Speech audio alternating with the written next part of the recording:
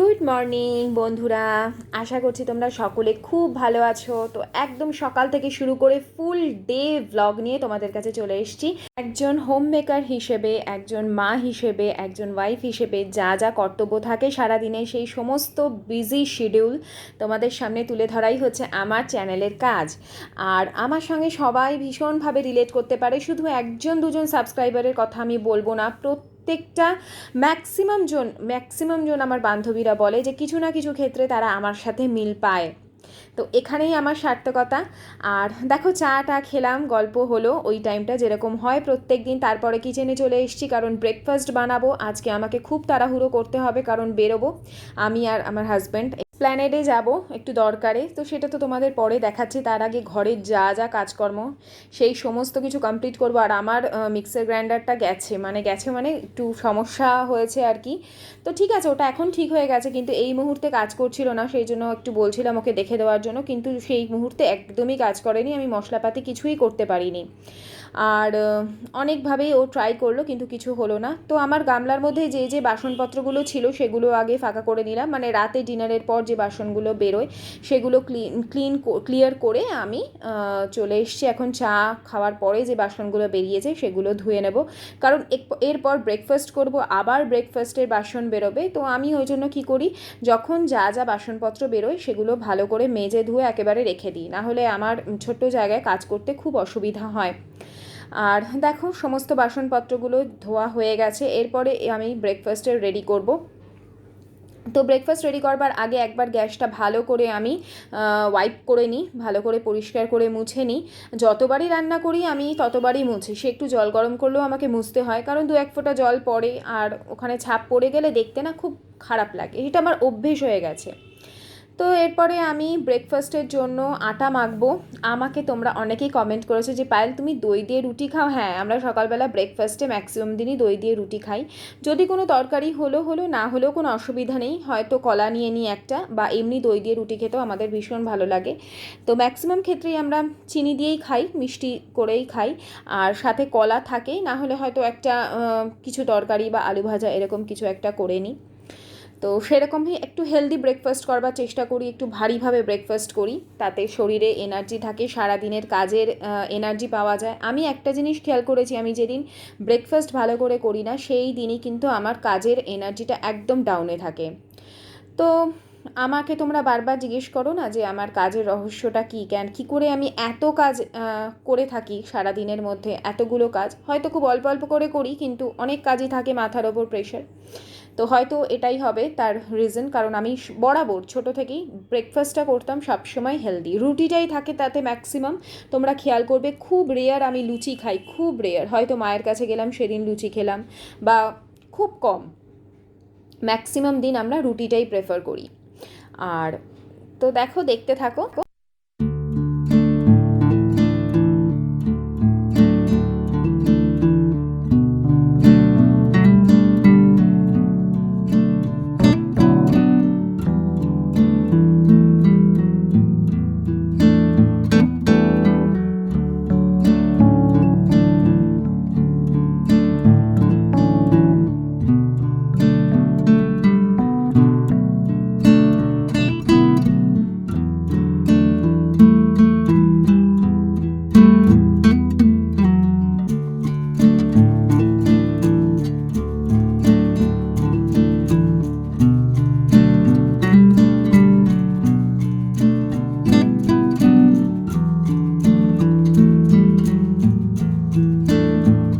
আয়ুষ্মানের just class শেষ হয়েছে, আর আমি এখন ওর ব্যাগপত্র একটু গুছিয়ে দিচ্ছি, কারণ আয়ুষ্মান যাবে ওর দিদার বাড়ি। তার আগে ওকে বলে দিতে হবে ওর হোমওয়ার্ক কী আছে, কী ওকে পড়াশোনা রেডি করে রাখতে হবে, কারণ বিকেলে আবার যেহেতু আন্টির বাড়ি ওকে যেতে হয় পড়তে। তো সেই জন্য ওকে একটুখানি দেখে দেওয়া প্রয়োজন কী পড়া আছে না আছে, না হলে ও ওখানে গিয়ে সেই যে খেলাধুলা শুরু করবে ওর মাথাতেই থাকবে না। তো আয়ুষ্মান চলে এসছে স্নান করে, এখন ওর মাথা টাথা মুছিয়ে দেবো, ওকে রেডি করিয়ে দেবো। দেখবে খাটের দোকান আছে, ওই পাশেই বানায়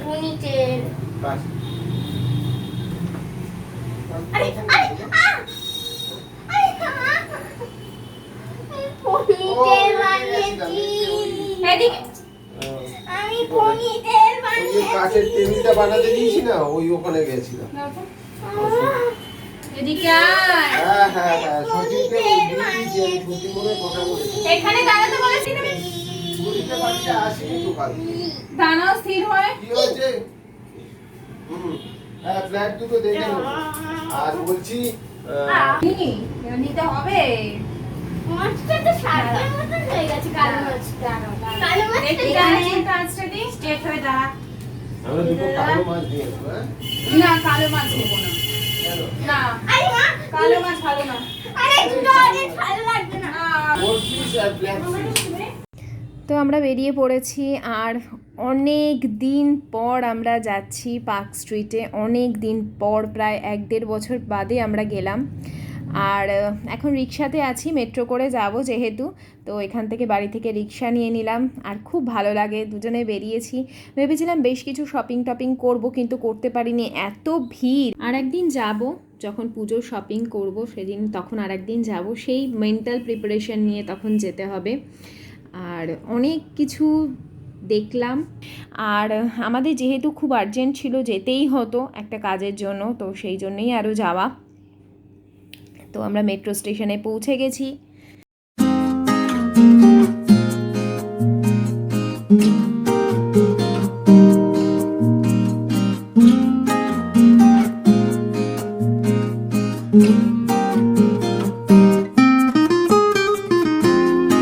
অ্যাকচুয়ালি ওদের একটা খেলা আছে, তো সেই জন্য জার্সি আর প্যান্ট এগুলো কালেক্ট করা দরকার ছিল। তো যেখানে মার্কেট আছে এই সবের, পার্ক স্ট্রিটের ওখানে, সেখানেই গেছিলাম। আর সেগুলোকে পুরো যে মানে ওদের ক্লাবের নাম দিয়ে সমস্ত কিছু করানো, সব কিছু করাতে করাতে অনেকটা টাইম লেগে গেছে। আর এই যে একটু ধর্মতলার তোমাদের ওই চত্বরটা দেখাচ্ছি, আমরা এখানে। গুড ইভিনিং বন্ধুরা, এসছি অনেকক্ষণ, প্রায় কটায় এলাম, বাড়ি ঢুকলাম বিকেল 4টে এরম সময় বাড়ি ঢুকলাম। তারপরে আমাদের আজকে অ্যাকচুয়ালি বাইরে লাঞ্চ করবার কথা ছিল, ভেবেছিলাম যে বাইরে লাঞ্চ করব, যে কাজটার জন্য যে জার্সি ফার্সিগুলো বানাতে দেওয়া হয়েছিল সেগুলো প্রিন্টিংয়ের ব্যাপার ছিল, তো হাতে 1 ঘন্টা টাইম ছিল। তো আমরা ভাবলাম লাঞ্চ করব, তো যেখানে যে রেস্টুরেন্টে আমরা লাঞ্চ করতে যাই মেনলি, যখন আমরা ওই সাইডে যাই, এসপ্ল্যানেড বা যদি পার্ক স্ট্রিটের দিকে যাই, যেখানে আমরা বারবিকিউ নেশনে সাধারণত খাওয়া দাওয়া করি, তো ওখান থেকে অনেকটাই দূরে যেতে হতো। তো ভাবলাম যে ঠিক আছে, পরে তাহলে কাজটা হয়ে যাক, তারপরে আমরা লাঞ্চ করব।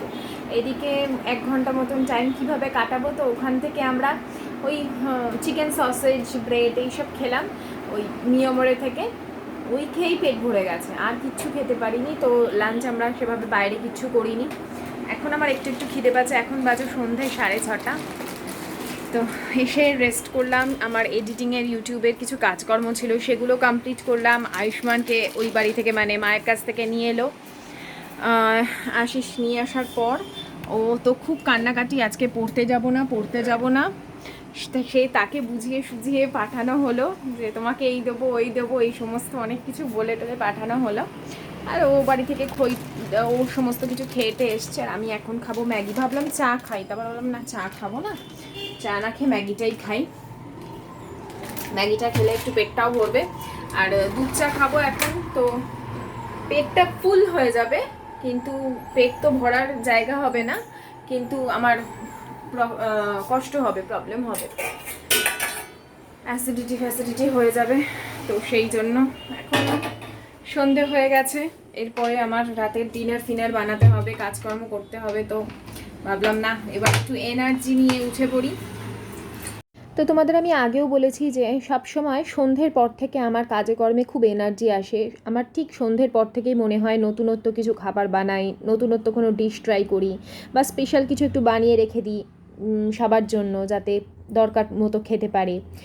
তো আমার প্রত্যেক দিনই তাই হয়, আজকেও তাই হয়েছে, যদিও আজকে আমি আর বিকেলবেলা জামা কাপড় পরে রেডি হইনি, তার কারণ এমনি 4টের সময় বাইরে থেকে এলাম, এসে বেশ কিছুক্ষণ রেস্ট নিয়ে একদম বসেছি।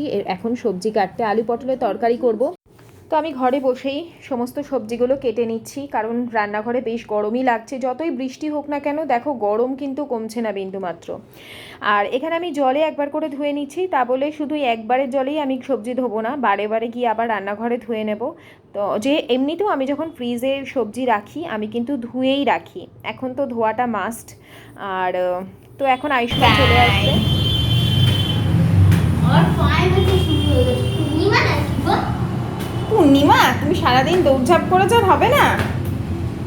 ওরে বাবা রে, বুড়ো দাদুটা আমার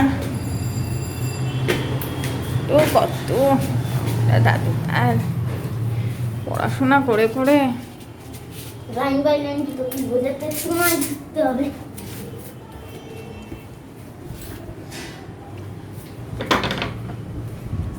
এখানে কিসের গন্ধ বেরোচ্ছে এরকম? এটা কি মা? ওই জার্সি ফার্সি বাবা এনেছে না।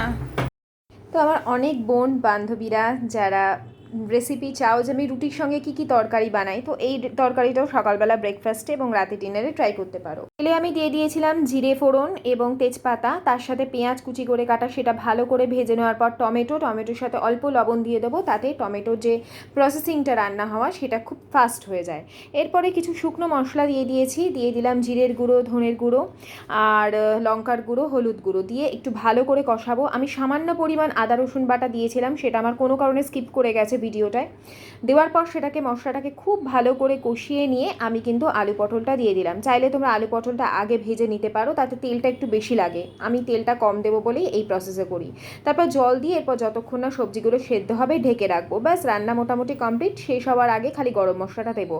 আর এখানে দেখো আমি যে আটাটা মেখে নিয়েছি পরোটার জন্য, তার মধ্যে আমি জোয়ান ক্রাশ করে দিয়েছি সাদা তেল, সামান্য পরিমাণ চিনি দিয়েছি, নুনটা দিইনি। এরপরে সেটাকে খুব ভালো করে মেখে নেব। আমি পুরো মাখাটা তোমাদের দেখাচ্ছি, আমি কিন্তু কোনো গরম জল ইউজ করছি না, না এক্সট্রা কিচ্ছু দিচ্ছি। তো সিম্পল দেখো আমি কিভাবে মাখছি, একটু ভালো করে কিন্তু হাতে প্রেস করে করে আটাটা মাখতে হবে। লুচির ক্ষেত্রে বা পরোটার ক্ষেত্রে কিন্তু আটাটা খুব ভালো করে মাখাটা দরকার, তবেই কিন্তু পরোটা খুব নরম, অথচ কিন্তু ওই যে ওপর দিকে একটা খাস্তা লেয়ার হয় না, সেটা কিন্তু তৈরি হবে। আমি তোমাদের পুরো ভালো করে পরোটা দেখিয়ে দেবো কীভাবে ভালো মতন পরোটা ভাজা যায়, কারণ আমি আগে কিন্তু এইগুলো পারতাম না। অনেক কিছু ট্রিক্স অ্যাপ্লাই করে করে শিখেছি এবং সেইগুলোই তোমাদের সঙ্গে শেয়ার করি। দেখো তরকারি একদম মাখা মাখা তরকারি হয়ে গেছে। আমি এর মধ্যে এখন গরম মশলাটা অ্যাড করে দিলাম খুব অল্প পরিমাণে। আর ওই মিক্সার গ্রাইন্ডারে দেখো এখনও সেই দারচিনিটা রয়েছে, কারণ ওটা আমি গুঁড়ো করে উঠতে পারিনি, কারণ মিক্সিটা তো বললামই গন্ডগোল করছে। এরপর আমি যে ভাজ পরোটা করি 3 কোনা, প্রথমে গোল করে রুটি করে তার মাঝখানে একবার তেলের প্রলেপ দিই, তারপরে সেটাকে ভাজ করে আবার একবার তেলের প্রলেপ দিয়ে দেখো 3 কোনা করে পরোটা বেলে নিই। অনেকে এমনি 3 কোনা শেপ দিয়ে দিতে পারে, আমিও পারি, এখন পারি, আগে পারতাম না। তো তখন আমি এই প্রসেসে করতাম এবং খুব সুন্দর দেখতেও হয়, প্রত্যেকটা পরোটা সুন্দর 3টে কোনা থাকে। অনেকে আবার চাকু দিয়ে কেটে দেয় সেটাকে একদম সুন্দর ফিনিশিং দেওয়ার জন্য। অত খাটনির আমাদের দরকার নেই, কারণ সবার পছন্দের খাবার দিতে হবে এবং মানে সুন্দর করে ফাস্ট দিতে হবে, তাদের খিদে পেলেই তাদের খেতে দেওয়া চাই সামনে। তো সেই জন্য আমাদের হাত সবসময় ফাস্ট চালাতে হয়। আর দেখো কীরকম সুন্দর কিন্তু ফুলছে।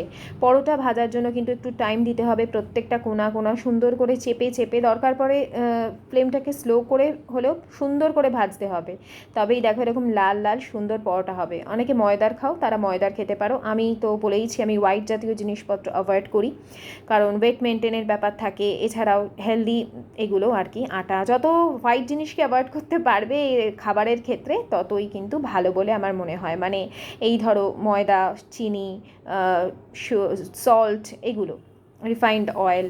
তো এখন আমি এইগুলো ভালো করে ভেজে নেব সুন্দর করে। তো পরোটা ভেজে এলাম, সকাল থেকে তোমাদের সঙ্গে সেরকমভাবে কথা বলার মানে ইদানিং একটু কথা কম হচ্ছে। এটা কি এখানে তোর ব্রো আছে সব তো ইদানিং এত কাজের প্রেশার থাকছে না, তো কথা আমি সেইভাবে ওই জন্য বলতে পারছি না। তোমরা তো বলোই দিদি কাজ দেখাও কাজ দেখাও, তুমি তো কাজই দেখাই আর ওই ভয়েস ওভারের সময় বকবক বকবক করি। তো মানে 10%-এর মধ্যে 2% বলে তুমি এত কথা বলো কেন। তো আমি যখন কাজ দেখাই, আমি যদি মিউজিক দিই সেটা আরও বোরিং হবে, তো তখন আমায় কথাই বলতে হয়, ঠিক আছে? এটা আমার মনে হয়, আর আমার যেটা মনে হয় আমি সেটাই আমার চ্যানেলে অবশ্যই দেখাবো, যেটা আমার ভালো মনে হবে। তো আর সেটা আমার বন্ধুরা আমার সঙ্গে অনেক বেশি আমার মানে ক্লোজ হতে পারে আমার কথা শুনে। তাদেরও মনে হয় যে তারা আমার সঙ্গে আড্ডা মারছে বা কিছু। তো ওটা ভ্যারি করে, পার্সন টু পার্সন ভ্যারি করে। আর এই যে এখন বসেছি, ওকে বলছি যে আমাকে ম্যাক্সিমাম মানুষ কমেন্ট করে যে দিদি তুমি একটা হেল্পার রাখো, একটা হেল্পিং হ্যান্ড নাও, একটা হেল্পার রাখো। তো ওকে সেটাই আমি বলছিলাম। আমি কদিন আগে বলছিলাম যে রান্নার লোক একটা, রান্নাটা আমি করব, মানে কেটে কুটে দেবে, একটু গুছিয়ে টুছিয়ে আমায় দেবে, সকালে জলখাবারটা করবে। তো সেটাই আমি ওকে বলছিলাম। এবার ওর বক্তব্যটা শোনো। আমাদের যদি আরেকটা বেবি হয় তাহলে সারাক্ষণ কাজের জন্য আরেকটা কাজের লোক রেখে দেবো। আর একটা মানে না না, এই বাসন ধোয়া, ঘর পরিষ্কার করা, তারপর সবজি টবজি কেটে দেওয়া, রান্নাটা ওই করবে। রান্নাও অন্য কারোর হাতের খাবে না, রান্নাটা কিছুতেই বলে না আমি রান্না অন্য কারোর হাতে খেতে পারবো। অ্যাকচুয়ালি রাখলে রাখতে পারি, কেননা ঘর দুটো তো ছোট ছোট, আমাদের ঘর তো অত বড় না, সেই জন্যই রাখি না, গ্যাদারিং হয়ে যায়। মানে হ্যাঁ, তারপরে তো আরো নানা বাড়ি কাজ করে আসবে, হ্যাঁ। এটাও আমরা চিন্তা করি। যদি আমার সিচুয়েশনটা তো আগের মতন নেই, এখন কোভিড সিচুয়েশন চলছে। মানে আমার কিচেনটা যদি আমাদের বেডরুমের মানে ধরো বেডরুমে ঢুকবে না, হ্যাঁ, যেখানে আমরা শুই এরকম জায়গা যদি কিচেনটা হতো, আলাদা ইন্টেন্স, হ্যাঁ, তাহলে হয়তো আমরা রাখতে পারতাম একটা, হ্যাঁ, তাই না? যেহেতু বেডরুমের মধ্যে দিয়ে, এই ঘরের মধ্যে দিয়ে গিয়ে কিচেনে যেতে হবে, তো সেটা সেই জন্যই ও একটু অ্যাভয়েড করে। আর আমাদেরই তো দেখো চলতে ফিরতে খুব মানে অসুবিধা, তার উপর আর একজনের রান্নাঘরে দাঁড়িয়ে কাজ করাটাও মুশকিল। আর সেকেন্ড ইস্যুর কথা আমি সত্যি বলছি, আমি ভাবি না, আমি একদম ভাবি না, কারণ আমার এমনি শরীর দেখো কি অবস্থা, শরীরের কন্ডিশন। আর আমার তোমরা আমার প্রেগনেন্সি জার্নি শুনতে চেয়েছো, আমি বলবো অনেক লম্বা হিস্ট্রি, কারণ আমার অনেক ক্রিটিক্যাল ছিল, তার খুবই ক্রিটিক্যাল ছিল। আর তার আগে আমার একটা সবসময় আমরা ভয়ে থাকতাম, খুব ভয়ে থাকতাম, আমি সবসময় শুয়ে, ম্যাক্সিমাম টাইম শুয়ে থাকতাম। তারপরে আমার আগেও একটা ইস্যু এসছিল, তো যাই হোক সেটা থাকেনি। তো অনেক প্রবলেম, যদিও বয়সটা আমার কম ছিল, ওরকম সমস্যা আসার কথা না, কিন্তু যেহেতু প্রথম দিকে আমার প্রথম একটা হয়ে গেছে না, সেটা আমার গাফিলতিতেই হয়েছিল। তো পুরোটাই তোমাদের সঙ্গে একটা, সব সময় সিদ্ধ খেত, বাইরের কোনো খাবার খেত না। এক বছর বাইরের খাবার খাই, ওরা বিরিয়ানি খেয়েছে, বিয়ে বাড়ি গেছে, আর সেই বছরে পর বিয়ে বাড়ি না গো, পর বিয়ে বাড়ি। ও আমার মা বাবা সবাই বিয়ে বাড়ি যাচ্ছে, আমি একা বাড়িতে থাকতাম। ও যেতে চাইতো না, কিন্তু আমি বলতাম যে না যাও, বিয়ে বাড়ি যাও, বলতাম খাও, ও খেতই না। না আমি খেতাম না, বলেছি এটা ওদের। যদি পেটের প্রবলেম হয়, হ্যাঁ, একবার হয়েছিল তো আমার 4 মাসে একবার পেটের প্রবলেম হয়েছিল, আমরা তো ভীষণ ভেঙে পড়েছিলাম। ওর বক্তব্য, এখন ছেলে এত বড় হয়ে গেছে, এখন কি আর ওরকম ভাবে সেকেন্ড বেবি প্ল্যান করা যায় বলো? এখন আর হয় না, লোকে কি বলবে, 8 বছরের ছেলে হয়ে গেছে, 8 বছরের এখন সবাই বলে তো দুটো বাচ্চা থাকলে ভালো। আমাকে আমার সাবস্ক্রাইবাররাও কমেন্ট করে দিদি এবার আরেকটা বেবি হোক, তোমাদের আরেকটা বেবি হোক। অ্যাকচুয়ালি আর যেহেতু আমাদের বয়সটা ঠিক আছে, আমার অনেক বান্ধবীদের এখনো বেবি হয়ইনি, ঠিক আছে, সেটা ফ্যাক্টর নয়, কিন্তু যেহেতু ছেলে এত বড় হয়ে গেছে না, এখন আর মানে আর ইচ্ছা নেই, এখন একটু স্বাধীনভাবে একটু হাত পা ছড়িয়েছি, অনেক কষ্টে 5 বছর অবধি তো বাচ্চাকে, আমার কাজ বাজ মাথায় উঠে যাবে, একেবারে ভেঙে পড়বে। এই কি রে বাবা, এই হাই তুলেই যাচ্ছে, কি কথা বলি হাই তুলে, কি বোরিং পার্সন বাবা, সত্যি ঘুম পেয়ে যাচ্ছে। এই না শুলে ঘুম, এরকম মানুষ আমি দেখিনি বাবা, শোবে আর সঙ্গে সঙ্গে ঘুম। মানে আমাদের কি নড়বো চড়বো, এটা ওটা মাথার মধ্যে চিন্তা আসবে হাজারটা, যে সকালে কি রান্না হবে না হবে, মোবাইল হাতে ধরতে মোবাইল হাত থেকে পড়ে যায়, দাম করে ঘুমিয়ে পড়লো, যে পড়ে গেল, হয়তো পড়ে গেল, তাতেও ভ্রুক্ষেপ নেই, মানে এত ইনসান, একদম মাথা কুল না বাবা, এরকম ও কুল আছে বলে আমি একটু রিল্যাক্সে থাকি, নাহলে আমি যা টেনশন নিই সব বিষয়তে। তো ঠিক আছে, চলো এখন ডিনার করে নেব। তোমাদের যে গুনলো সবাই, 4-5টা হাই তুলে নিয়েছে এইটুকু টাইমের মধ্যে। এখনই সেকেন্ড বেবির প্ল্যান আপাতত নেই কিছু। আর কাজের লোকের কথা ও বলে দিল কেন রাখতে পারছে না, কথা বলে দিই। 13 তারিখে হচ্ছে, আজকে হচ্ছে 10 তারিখ, তো আমি আগে থেকেই, আজকে 11 তারিখ, আমি আগাম 13 তারিখে হচ্ছে মৌ তোমার বার্থডে, মৌ ঘোষ তোমার বার্থডে, তোমাকে many many many happy returns of the day. তুমি খুব ভালো করে দিনটা কাটাও, আমি আগাম বলে দিচ্ছি। ভালো থেকো। Very happy birthday. আর পূর্ণিমা কাকিমা, পূর্ণিমা কাকিমা 12 তারিখে তোমার বার্থডে, তোমাকেও many many many happy returns of the day. তোমার কথাটা শুনে আমার খুব খারাপ লাগলো, কাকুর কথাটা শুনে খুব খারাপ লাগলো। ঠিক আছে, এগিয়ে তো যেতেই হবে মানুষকে, এটাই চিরসত্য। তুমি ভালো থাকো, মনের জোরে থাকো। তুমি আমাকে যে এই কথাটা জানিয়েছো, আমি সত্যি খুব নিজেকে মানে তোমার কাছের মানুষ বলেই মনে করছি। আমি তোমাকে উইশ করে দিলাম, আর পূর্ণিমা কাকিমাকে তোমরা পারলে সবাই উইশ করো। কাকু গত বছর কাকিমাকে উইশ করেছিলেন, এবছর কাকু নেই, তো তোমরা পারলে কাকিমাকে উইশ করে দিও। আপনি খুব ভালো থাকুন। ঠিক আছে, তাহলে চলো আজকের মতন ভিডিওটা এখানে এন্ড করছি। টাটা।